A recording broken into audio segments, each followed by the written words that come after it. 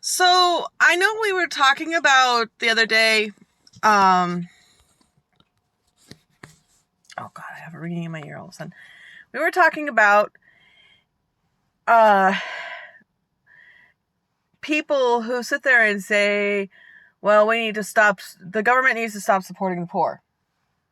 We need to cut the budget of food stamps and other such things like that. And I said, you know what? There are people out there who legitimately need it because no matter how hard they try, they do not have the ability to provide everything for their family. For example, me, okay? I have multiple sclerosis. I have 4 children in my house, and I live in a town where if you want to get a job, you have to be bred into the town. So you have to be like, one of your parents or your grandparents or somebody has to be in the graveyard. Makes it very difficult. Especially in this COVID time, things are very bad as far as that goes. Because you've got lots of other factors going on. You know, we've got not just COVID, but we've got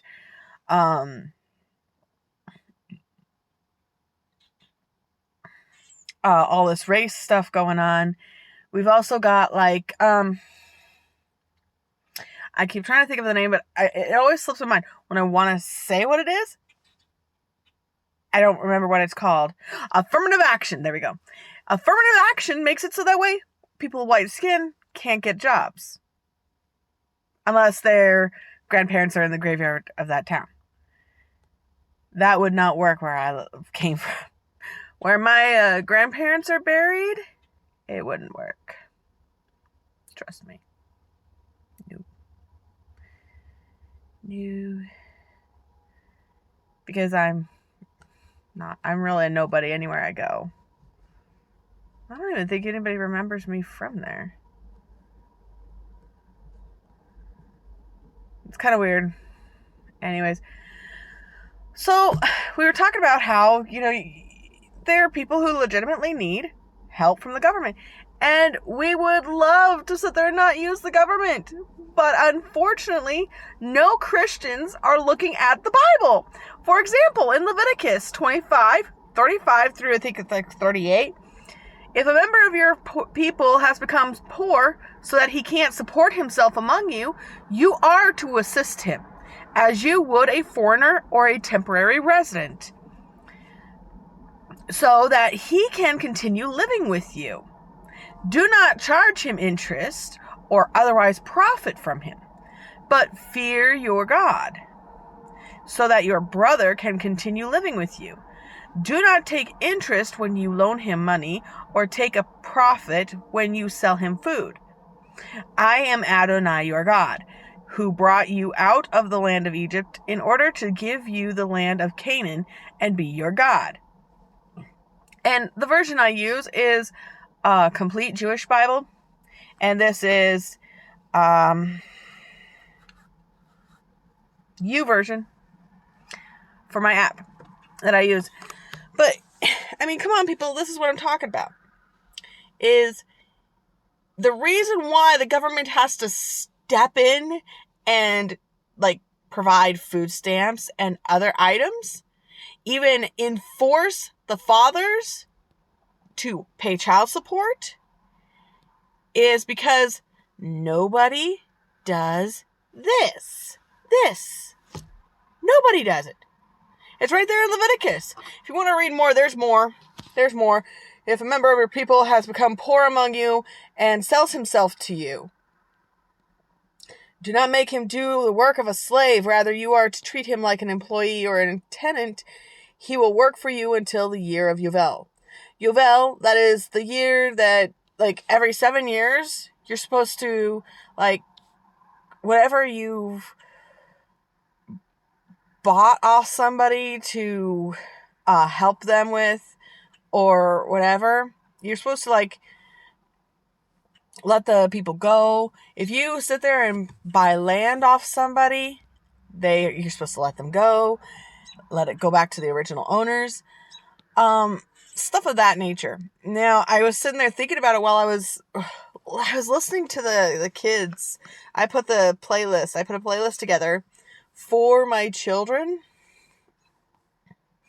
And it's the Torah playlist is what I sit there and have them identify it as. And this week, it was Parsha 32, Bahar, on Mount, Leviticus 25, 1 through 26, 2.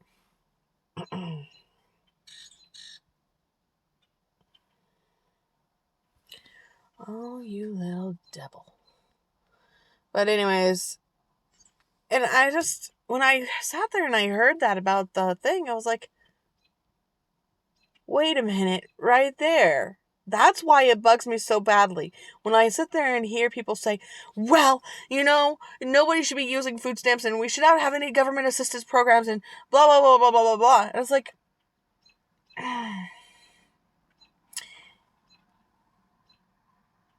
people naturally are not prone to giving charity.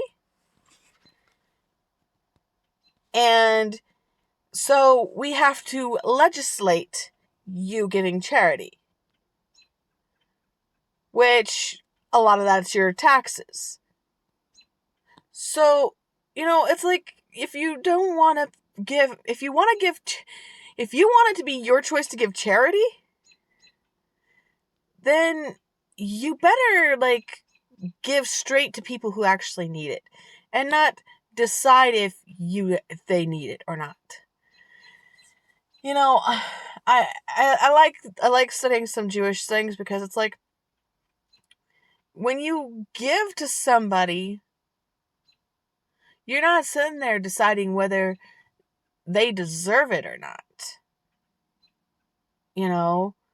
When you give to somebody, let's say you own your own home, okay?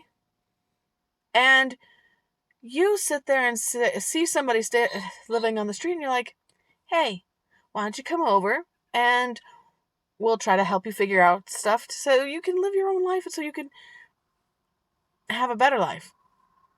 Now, yes, I know. Satan works in this world. He works very marvelously. He's very cunning. Little snake. But, it's because of Satan that man does not trust each other. And we have become... every religion I know of is a religion of man. They sit there and they're like, well, I don't believe that God will give me whatever I want. I believe that if I do for myself, then God will give me what I want. And it's like, well, unbiblical. I even had a guy quote to me, do for yourself, or God does for those who do for themselves. I was like, I seriously scoured scripture. I scoured it in all translations I could get my hands on. There's no such thing. So the God of man does for man what man does for himself. The God of man is Satan. Just FYI. And, you have Satan as your God. So then, there is no point in you believing in Jesus Christ. Because your God is man. Well, okay. Let me give this one. There are people out there who, I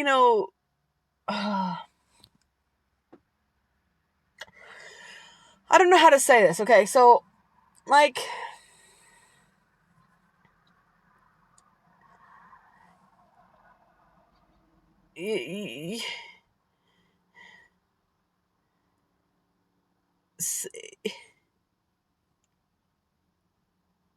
okay, there are many people out there who sit there and say, well, Jesus was just a man who he,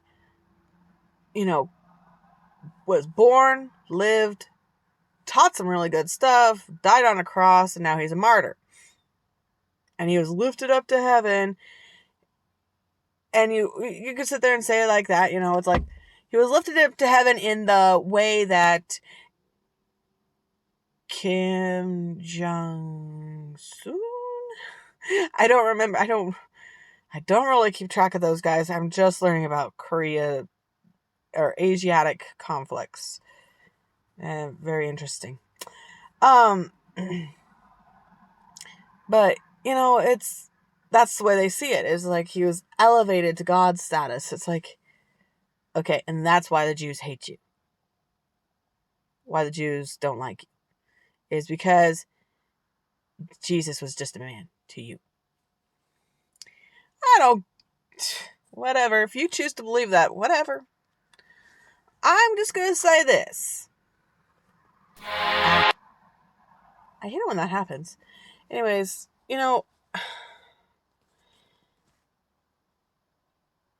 people sit there and say that I'm going to shove it down in your throats. Hey, you could skip this. You could go away. Unsubscribe from me, whatever. I don't care if you subscribe or not. I hope you do. But I'm nothing. I'm a little peon. This was the other one. It was by my regulations. If you live by my regulations, I have actually started, since we started going through the Torah, it's just things have opened up and it's amazing and I just love it. But I'll talk to you in a minute, okay? And we'll talk about China or Asiatic conflicts. So much fun, if you ask me. I said Asiatic conflicts. Look at those flowers. Oh. Anyways, Asiatic conflicts, right?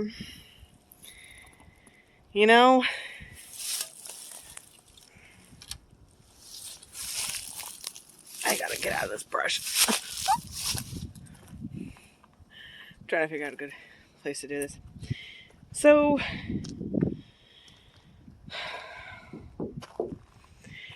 China sits there and thinks that Taiwan belongs to them.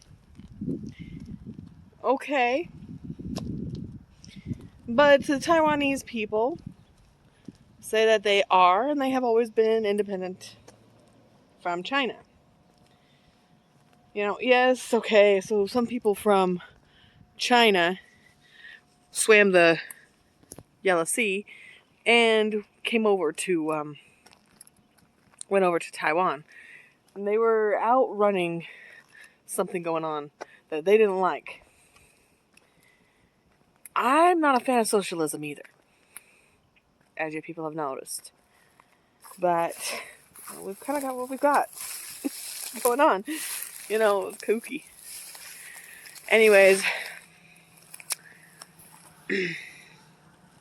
so you got that. So you got the Yellow Sea conflict. I think that's a good term for it. Yellow Sea conflict. Because that's what it is. It's a conflict on the Yellow Sea.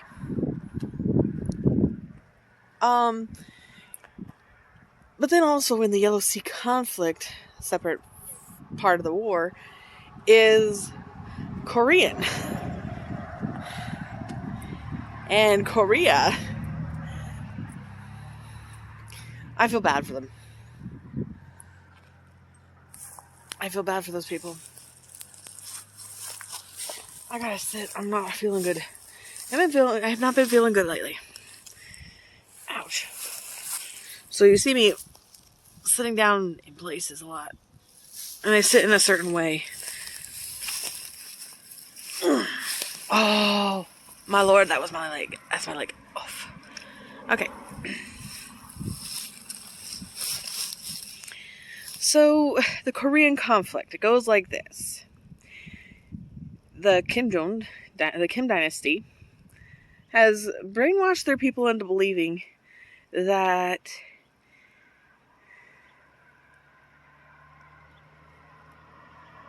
They are in a schoolyard. Let's say in a schoolyard. Okay, let's go this way. There are kids in a schoolyard, and all the nations each represent a different child. And North Korea is the weak little child who's always picked on. So everybody in the world is out to get North Korea.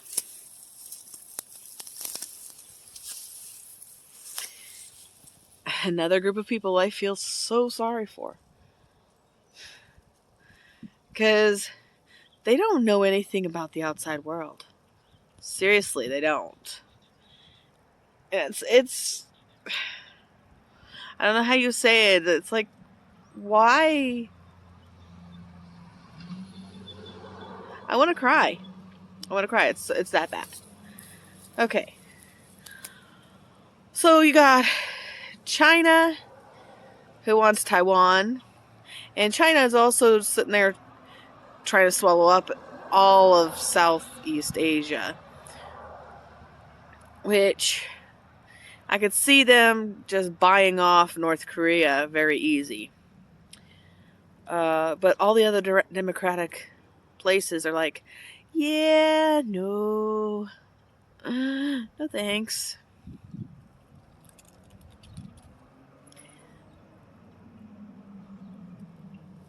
I don't know.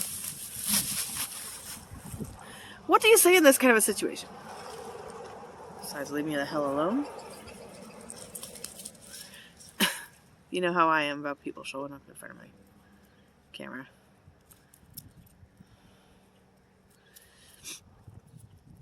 No. Okay, so you've got that. You got that. I've been reading a lot of webtoons that have South Korean... They're based in South Korea. And it's really been fascinating seeing this culture that... They're democratic, but they're not perfect. I mean...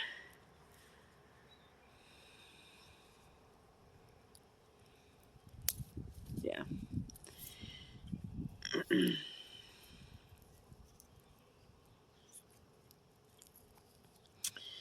But as far as those two conflicts go,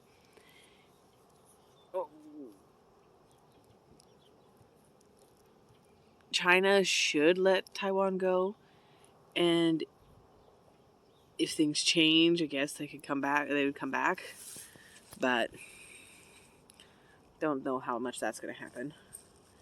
And then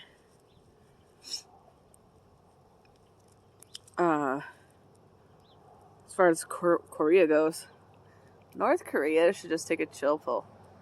He needs to go on Kim Jong-un needs to go on a diet, the same diet he puts his people on, the no food diet. But yeah, I'm not afraid of North Korea. I thought we might be. They have big numbers. They have large numbers. They have a lot of the same stuff, but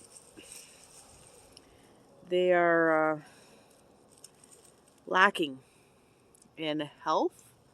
They are lacking in...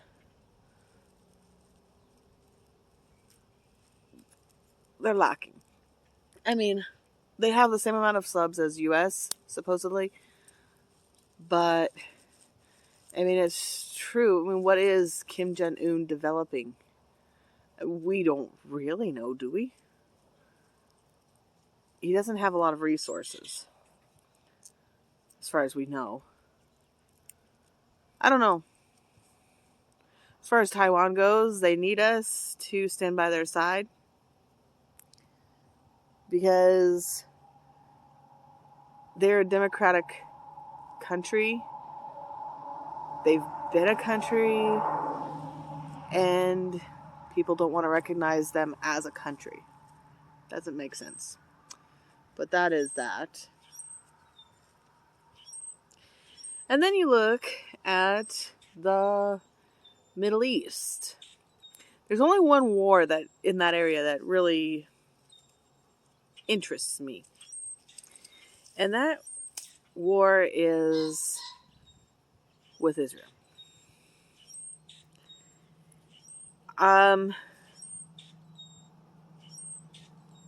No.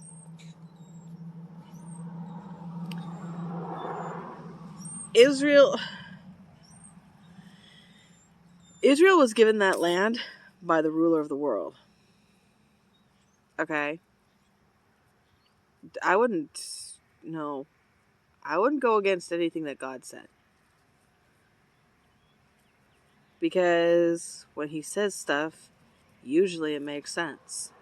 He sits there and he says, hey, don't steal because, you hurt others. And it's like, well, duh. There's laws in the Bible that it's like people disregard, and they're like, well, okay, I want to adhere to the do not murder law, do not murder, but when it comes to, don't have sex with just anybody off the street, well, I'm going to ignore that because that doesn't really apply to me. I was like, actually it does. It applies to everybody.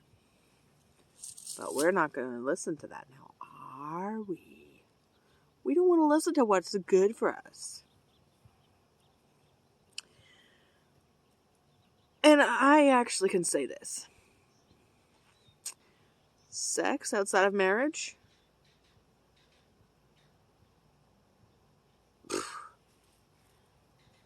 For me, I think sex has been totally ruined. I've never had any good sex. And I've kind of learned what qualifies good sex is you both want to get off. Not just he wants to get off or she wants to get off, but you both want to get off. And I've been lacking in a lot of things. So anyways, as far as Israel's conflict goes,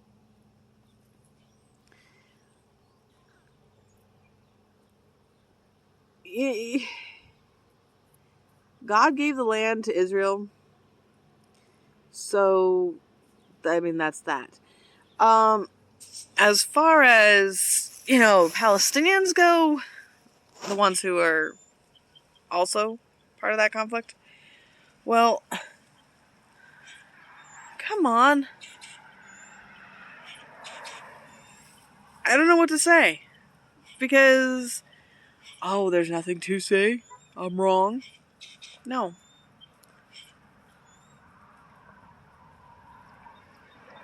The Palestinians weren't there first. See, in order for Israel to capture that land, they had to clear the land of all inhabitants. And they pretty much did. And if they didn't get killed, they were converted. So it was a kill or convert kind of thing. And so, once you converted, you're Israel. I'm Israel. Literally I am. But that's that one. And, I gotta go do some things. So, see you in a little bit, eh? Bye. Hey, back again. So, I'm sitting there thinking about it, okay? We have laws where we give people money and food and stuff like that. And it's done through the government. Okay. They want to take that away from those people. It's a bad idea.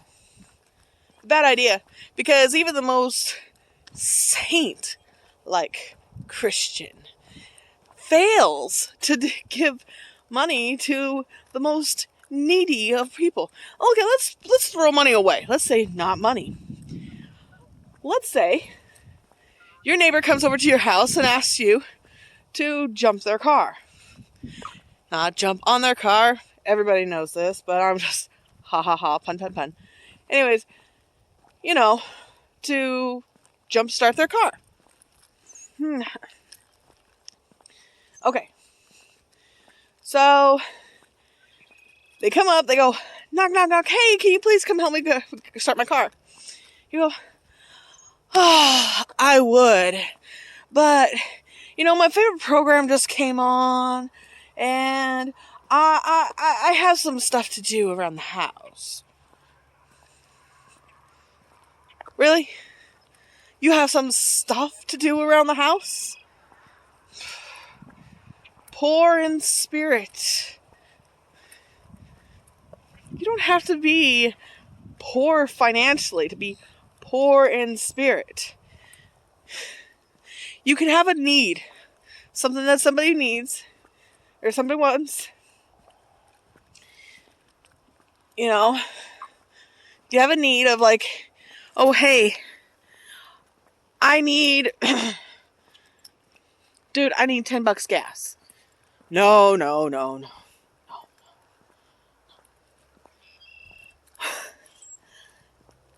So I had just become Christian. Like, within that calendar year, I had just become Christian. And I was like, feeling good. I was like, dang, this is the way it's supposed to be, right? You're supposed to be communing and helping and giving and loving. And my dad is a Methodist pastor. And he has this thing. He works with a lot of the charity groups and stuff like that. So one day, the town was small enough I would bike around everywhere. Plus that, I didn't own a car. My ex-husband took it. Anyways. So, I rode my bike.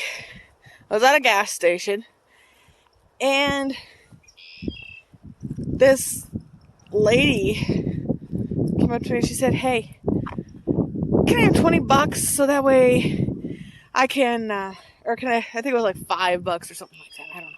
She had to get somewhere, just a short distance, so she could fill her tank, right? I was like, sure, okay.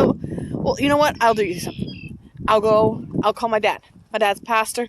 I thought, wow, perfect opportunity for the church, those of God, to help the needy. Didn't happen that way.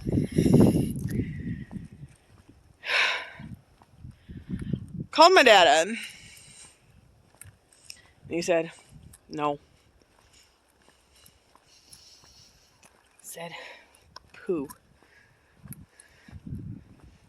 So then I sat there and I just wrote a check, cashed it, and gave the gal the money. She was happy. I felt good. All was great. Amazing. I just passed this lady. I think maybe she was talking to a friend, or maybe she's just recording audio.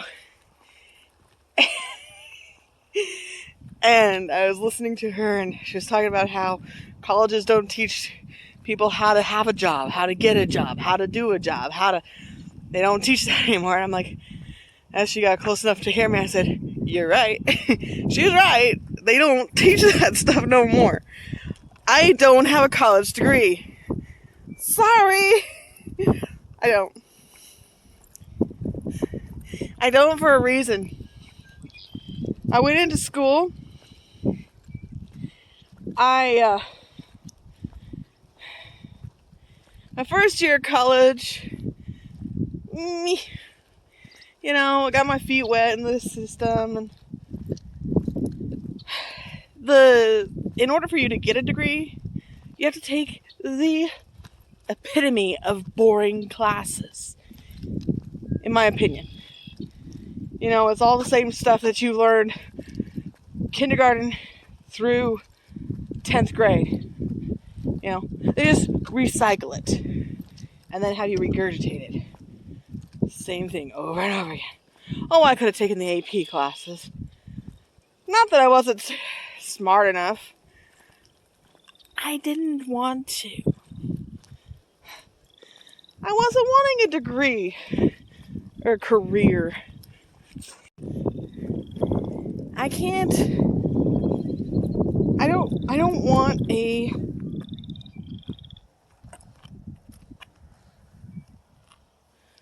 Hold up. I always get distracted, right? Oof. I'm in the light. Nah, that's not what I thought it was. I kicked it over there. I thought for a second that might have been owl poop. I remember as a kid, and this is how redundant everything is. Okay? 4th grade. I think it was 4th grade. I don't know. All I know is I was living in Cedar Ridge, Colorado at the time. And I was in the public school. I hadn't been homeschooled yet. So, a classmate of mine had actually, they had a nest of owls in their yard, and they brought owl poop for us to dissect and then remove the mouse skeletons and everything. It was fun. Gross. Hey, you know what? Do you know how we learn about the world? For real, learn about the world. You go out and get it done. You don't sit there and go find a teacher and wait for them to just bestow the magical wisdom dust on you. It don't exist, people.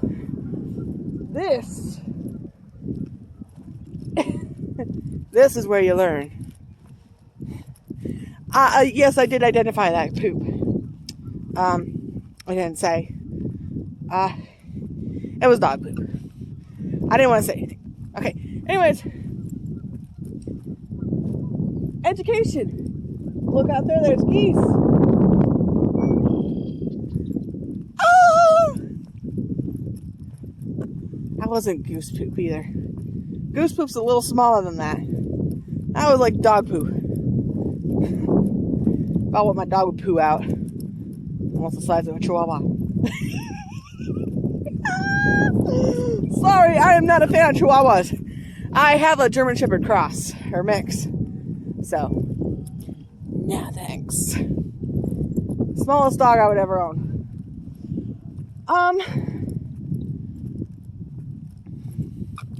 No, you know, why? Why do we live this way? We live in a world where we don't want our government to take care of the poor, but we want the government to take care of the poor. Talk about a double standard. Okay? So you don't want the poor to be taken care of by the government. So then why don't you take care of them yourself? Oh, that's right. You don't want to. How's this gonna work? Anyways, so then got a few more minutes left here. I'm gonna sit there and talk to you about something. You gotta make up your minds, people. You either want the government to take care of them or not.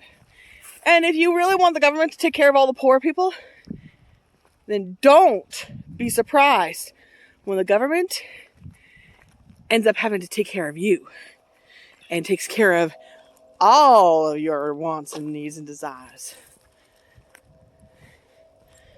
We are creeping towards socialism very fastly.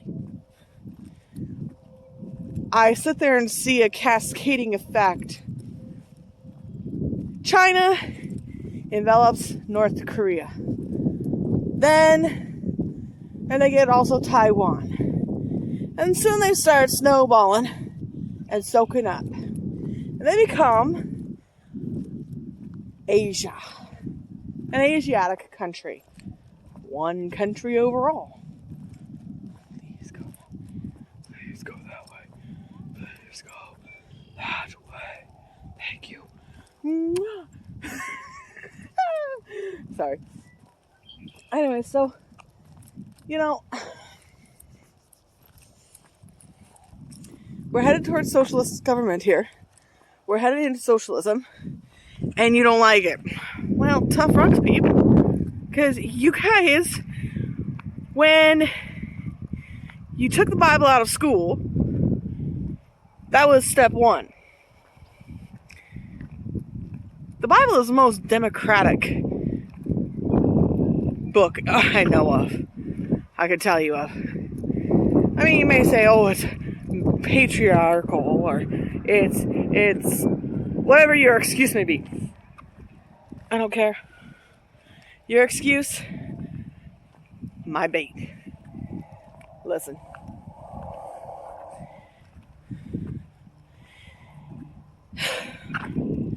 You know, I understand. A lot of it makes you uncomfortable. It made me uncomfortable to take a stand and say, I don't need a boyfriend. I don't need somebody to warm my bed. I need somebody to ease my heart, love my mind, and my body. That's what I need. And my ex-husband never fulfilled the bill. So, even though I'm still working on the divorce, I don't know if I want to have a boyfriend after that. When divorce is finalized, I think I'm going to probably, I don't know, people. Go hiatus. Call me on it if I ever say, hey, I found Mr. Right. Call me on it. But anyways, I'm going to let you guys go for the rest of the day. I'll see you again tomorrow, okay? Toodaloo! Love you much, and remember, live free, live loved.